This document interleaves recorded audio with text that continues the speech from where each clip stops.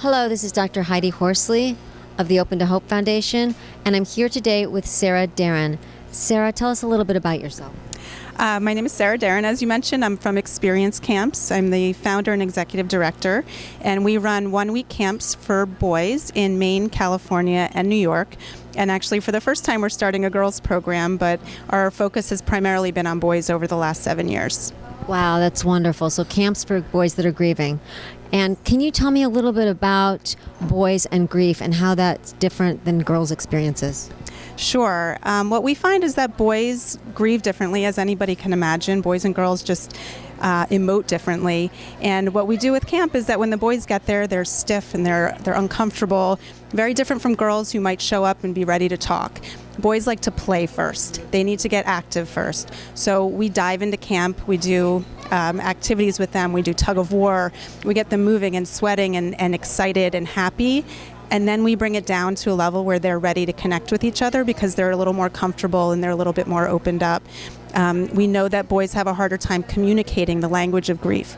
So a lot of the activities that we focus on, besides the sports and the getting them active, is giving them the words and the language and the coping skills that they probably don't have naturally, like possibly the girls might. What are some tips out there for parents that have grieving boys at home to help them through their grief experience?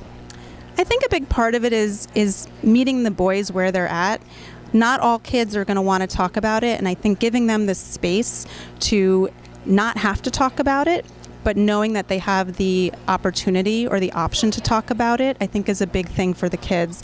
They might not be ready when you're ready for them to talk, but if you let them know that you're there for them and you're open to talking about it, I think they will come around when they're ready to. And I like what you're saying, because you're saying to not put pressure on them and force them to talk. Let them know that they'll be able to and you'll be there for them. Right. And they might never want to talk to you, to be honest, as a parent.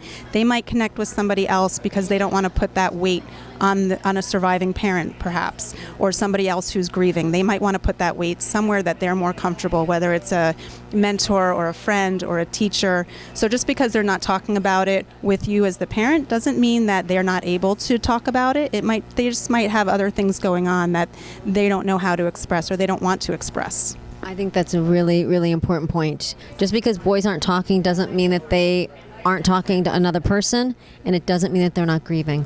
So how do people find you if they would like to send one of their kids or someone that they know to your camp? They can find us at our website at experience.camp. Again, we have camps in Maine, New York, and California, and we actually serve 18 states around the country, and as many as will fly to our locations. So there's no limit to who can come to the camp, and it's for boys ages 9 to 16, and now girls ages 9 to 16 in California as well. This is fabulous. Thank you so much for all you're doing for grieving kids. And this is Dr. Heidi Horsley, opentohope.com.